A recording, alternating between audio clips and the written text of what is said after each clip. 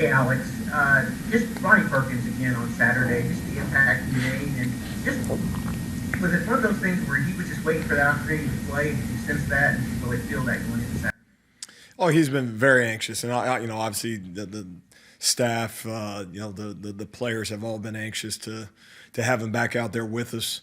I mean, that's the word I would use. I mean, I think it's something that he's been kind of preparing his mind for, but hasn't had the opportunity to obviously get out there with us on Saturday. There's been reps given to him on some practice days, but also in those moments you got to be smart as a coaching staff to not use too many of those reps on a guy that's not going to be available that weekend. So I think in his case, maybe not necessarily similar, but for the lack of a better term, I guess would be similar to some of those guys we talked about earlier in the season that just need more practice reps and cumulative reps. To obviously he has a lot to draw from his past, but hasn't played in a game in a long time, and so for him that's week one, and so I say that in that I think the sky's the limit for him. It is great to have him back. He certainly had some level of impact last weekend, and that guy that we continue to look to give us not just quality reps, but productive reps. Thanks, Alex. Okay, Jason Kersey and then Ryan Neighbor. Alex, I know last year Trey Norwood's injury really bothered you guys, really excited you guys. He was supposed to be a big contributor last year. Seeing him get out there and make 2 interceptions, what did that mean to you to finally see that? And then also, how much do you see him contributing moving forward? Yeah, I mean it's one of those guys that hadn't started a football game since 2018, and then when you say that, a lot has taken place over that time. New coaching staff, and obviously a full football season, and then by the way, the off season when you're supposed to come back, and I think I may have mentioned this after the game was an off season where your first football snap should have been in spring football, and all of a sudden now it's not until whatever it was, August, and so there was a delay. I would be I think that's as honest as I can be about it. There was a delay in terms of progress towards maybe being again not just an adequate football. That's not the standard. We're not talking about being an adequate football player. We're talking about a guy that can play at a high level, and so and it's not as if he didn't take advantage of that time. He certainly did, but it's different in doing a workout and running and 7-on-7 without pads on. All of a sudden now you got to go do it on a game day, and so it means a lot to have him back out there. I know it means a lot to him. We've talked about depth over the years, and in quality depth, and so you had another guy to your roster, and in so many ways because his confidence level has gone up, his practice tempo has gone up, the quality of plays both in practice and then subsequently in games has increased. And so now you're talking about it's like a free agent pickup in some ways. You talk about Ronnie Perkins for a completely different reason, but for Trey Norwood, and kind of where we find ourselves as we go into November, it's a little bit of the equivalent, and not having Turner Yell last weekend obviously provided even more opportunity, and so was excited that he took advantage of it. There's still work to be done across our secondary, and including with him. But it's another piece, and so I was thrilled for him as much as anything, just to have some success as he kind of has continued this journey back. Neighbor and then Joe Bettner. Yeah, like going back to Ronnie, how do you keep a guy like that engaged when he's going through the process he went through? And then what does having him back allow you to do, or how much does that allow you to do defensively with your front, whether it's moving, using Isaiah Thomas' versatility or anything like that? Well, I'd start there, and you mentioned it, Isaiah. Just what he has meant to us over these first 6 weeks. As I can't again continue to keep talking about him every week, and so it does. It provides you a little bit of flexibility there in terms of having Ronnie back, and then in terms of his engagement, that is a battle. I mean, it's for us as a coaching staff, you want to keep him engaged. You want to put reps on it because you want, the minute he's ready, you want him out there. But at the same token, you got, a game that weekend that he's not available for. And so, a lot of it was on him. Coach Wiley, take him on the side and from a conditioning level standpoint, because he's not going to have all the same reps in practice. Did some work on the scout team.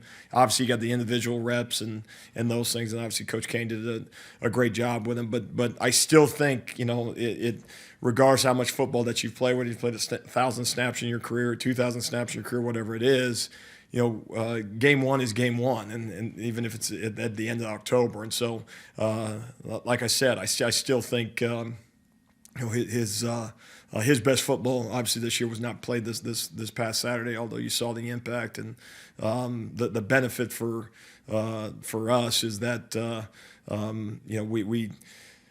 we managed it as best we could. And so when he was available, the second he was available, the minute you get that call, he was in the game on Saturday. And again, Coach Kane had him ready. He was ready. The idea now is we progress from there. Appreciate it. Joe Bettner and then Kerry Murdoch. Alex, you'll play your first home game in 6 weeks, and I'm curious just where do you feel like this team is, or your defense in particular, has grown the most? I know you bring back a lot of experience, but I mean, what are these guys, how have they grown over these past 6 weeks? Where have they improved the most in your eyes? Well, yeah, I mean, we practiced in the stadium a little bit last night, and you kind of reacquainted yourself to the venue. One of the best places in college football. I guess it has been 6 weeks. I didn't know that exact number, but obviously knew it's been a while. And also realize, 6 weeks ago we didn't hold up our end of the bargain in that stadium either, if memory serves me. And so, where are we at? I've said this before. I mean, it's always a 1 week evaluation because that's the appropriate thing to do, because you can get lost in, and sometimes as a coaching staff, maybe even more than players, you can get almost lost in your feelings as to I'll use this kind of what might have been type of thoughts, what could have been if only this or if only that, where could we find ourselves right now? So that's something you got to really protect against. And one of the ways as a coach you do that is you keep it to the best of your ability. You keep it to a 1 week evaluation. You say, where were we at when we left the field Saturday night in Lubbock? And that's the team that we bring back on the field for a Monday practice. And then the idea being that whatever you can get done over these next 5 days to represent the University of Oklahoma on Saturday in that stadium at a high level, what can we get done in the next X number of days in order to produce the results that we want on Saturday? And so where are we at? We're giving up 28 points against Texas Tech, and wish that number was lower, and can come up with reasons why it should have been, but the facts are the facts. But we're also a group that came off 3 takeaways. And had some very productive snaps, and so we're going to highlight those, and obviously enhance those things that we did well this past Saturday night, which again should have been a cumulative, a compounding effect for the week before, which is obviously what your aim is as a coaching staff, and then again enhance those things we did well and fix the things we did wrong, and there's always something to fix, but you'll like to think that there's more things in the positive column that we're talking about not fixing, but it just simply enhancing. Thanks, Okay, let's go to Kerry Murdoch and then Kellen Curry. Alex, you fought for so long to produce turnovers on your defense. Can you see what somebody like Trey Norwood does? Do you have to ask yourself, is that just the guy at the right place at the right time, or is this the guy that's just always going to be around the floor? Yeah, no, and it's amazing too how some guys kind of have that knack. Oftentimes, obviously, whoever ends up with the football, gets credit for the play, and that's sports. But when you watch the film, and one of the things that we highlighted to our defensive front is a lot of times, especially with tip throws that go off a receiver, a lot of times it stems from initial pressure up front. a quarterback, throwing the ball a click sooner than he anticipates, which means the receiver, again, has to react to it a click sooner than he may expect it, or how it repped over the course of a week in practice. And then obviously, included in that is making sure you're at where you're supposed to be on that particular down. It's funny how the ball has a tendency to find you in a negative way when you're not where you're supposed to be, and conversely when you're doing the right things, and then making sure that you're playing from an effort level standpoint, that you can take advantage of those things. I also highlight like Isaiah Thomas's fumble recovery. Say, well, it's just a bad snap. Well, it's not just anything. The impact is on the center who's got to snap the football and have to block our defensive front. And you got Perrion Winfrey standing in front of you, and oh, by the way, you're not sure exactly where he's going to go post snap. There's an impact there, and so all that stuff obviously contributes. But one of the things that has struck us in the past is and you're never past that. So when I say the past, I'm not saying it can't happen this weekend.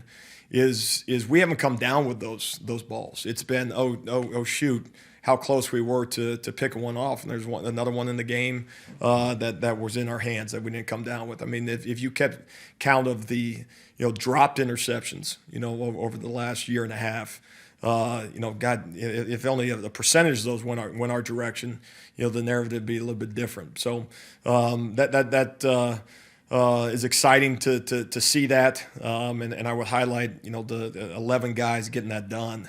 Because so often that's what it takes. Thanks, man. Caleb McCurry and John Hoover. Alex, with today being election day, and I see that you got your I voted sticker on, how much has this team really looked forward to this day? Not just because, of course, it's the day off, but I mean they've been talking about the importance of it for months. Yeah, no, it obviously a unique kind of preparation week for us. Practicing on a Monday and all of a sudden taking it to that's obviously not your norm, but that's also the year we've been in. So somehow taking a Tuesday off from practice and meetings doesn't seem as crazy maybe as it would have 12 months ago. But no, I think across the board you're talking about guys that have had a lot thrown at them in the last what's now 11 months. I think it's given everybody time to reflect on things, to form opinions on things, to share thoughts, both within our building and outside of our building. It's a I don't even know if this is a word, but I guess an actionable day for everybody. It's one thing to talk about it. It's another thing to do something about it. And whether it's a small thing or a big thing, and it's something that we're all blessed with the opportunity to do so. So, no pressure on any of the guys to on any side of it in terms of the pressure to vote. Specifically, or certainly on any candidate, and no conversation on that because I don't think it's appropriate to do so within this building. But on the same token, they know that it's an opportunity for them, and certainly hope that the majority of guys and believe they would take advantage of it. Thanks, Alex. Let's go to John Hoover and then Brandon Drum. Hey, Alex. Woody Washington got his first career start the night. What did you like about his week of practice last week? Communicating that with Lincoln, and then how do you feel like he handled things on Saturday night?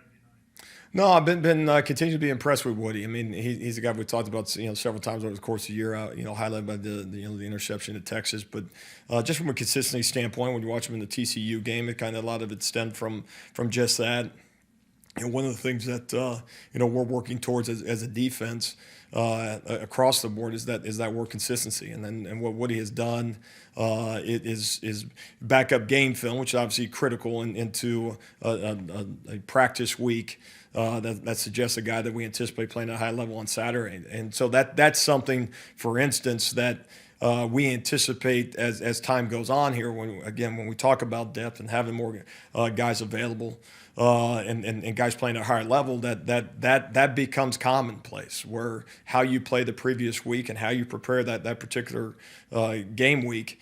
And I mentioned this before, we make a decision as a coaching staff on Thursday in terms of, obviously who starts, number one, and then from a rep standpoint, kind of behind that, who's the rotation, who's in the plan is kind of the phrase or term that we use. There's one thing, okay, you're a 2 on the depth chart, but will we put you in the game? And so, if you're 2 on the depth chart, okay, we want to get him a series in the first quarter. We want to get him sometimes, especially in our defensive front, a 4-play to 2-play rotation or an even rotation, 3 plays. Every 3 plays, these guys are rolling. So we do all those things, and it's not done once; it's done every week. And the idea being is that you have to perform at a high level over the course of the week of preparation to earn those reps on game day. And so I think that's indicative of it. And like I said, I think it's something that as time goes on, we're going to see it at a number of different positions, which the message is if you were a starter the week before and play at a high level and you can be a starter again and get your job back. And conversely, if you're a 2 that's a rotational guy, please don't be satisfied with just getting some reps on a Saturday. It should be a big deal to be on the number 1 defense at Oklahoma, and something that you got to fight for each and every week. And that's competition. It's healthy competition, and it's something that we're trying to create. Thanks, Alex. Brandon Drum and James Hale. Alex, how close do you think you are at getting to where you want this defense to be, and how much of that is contingent on the growth of the Perry and Winfrey's of the world, the Joshua Ellisons, the continued growth of Isaiah Thomas? Those guys seem to be stepping up bigger and bigger each and every week for you guys, adding pressure. Does that help you kind of see maybe there's even further you guys can grow as a defense and maybe even beyond? Yeah, no, you highlight the front, and that's something that this package, so much of what we try to do is designed for our front. We've talked about playing in the gaps as opposed to playing in the men. Well, that's a good, that's a fine theory. We don't build a wall in our front. We're going to penetrate gaps. Well, it's obviously critical that you don't just do that to have a philosophy. It's that the philosophy is if you do that, then you can get production from your front, which then creates negative plays, which creates situations from an offense, even when you don't get negative plays, but specific to the negative plays, they're behind the sticks. Okay, what impact does that have? 2nd and 10, a 2nd and 12 versus a 2nd and 6.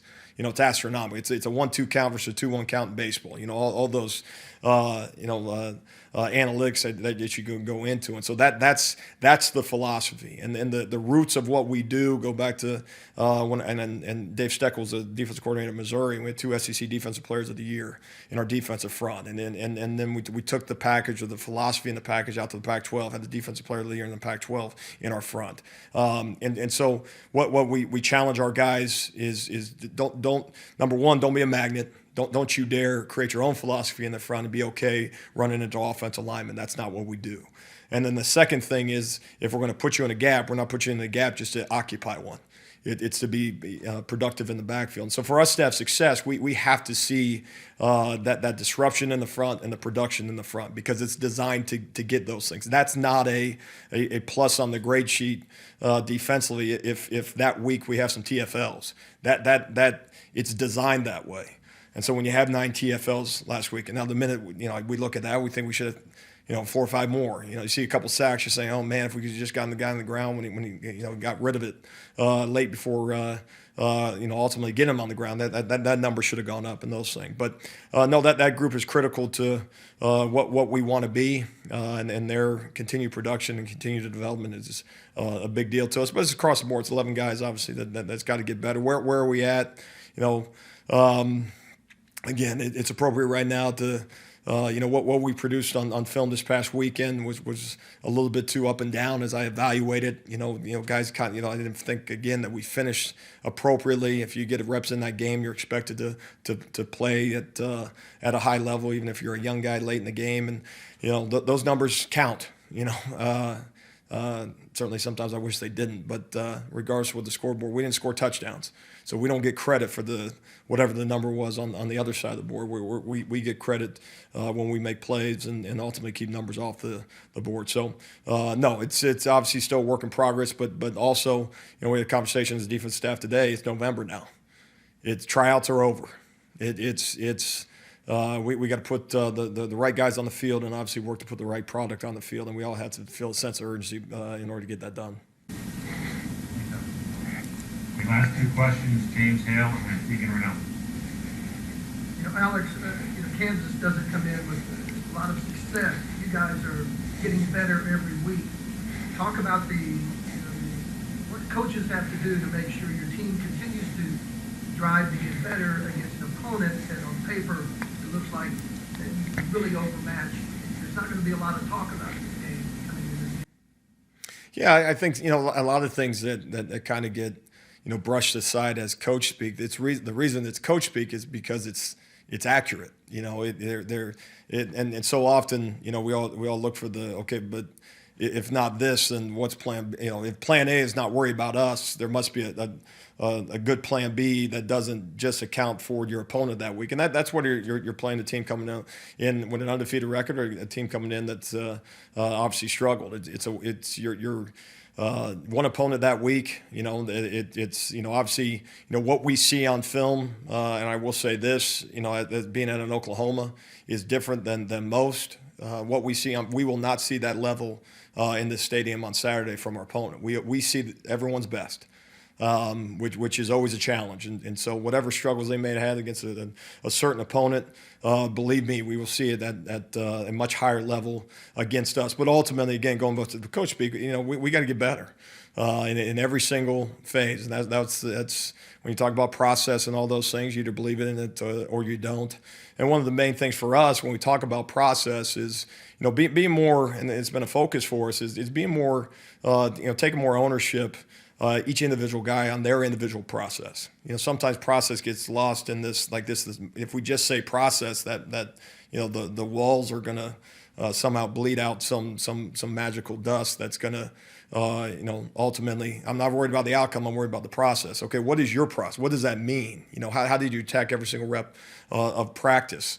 And have been showing these guys a lot lately. Ray Allen shooting in the gym by himself.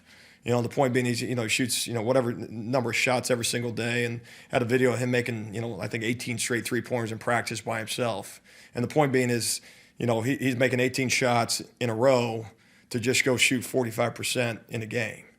But what does the perfectionism and day in, day out practice just so you can execute at a in that particular case, a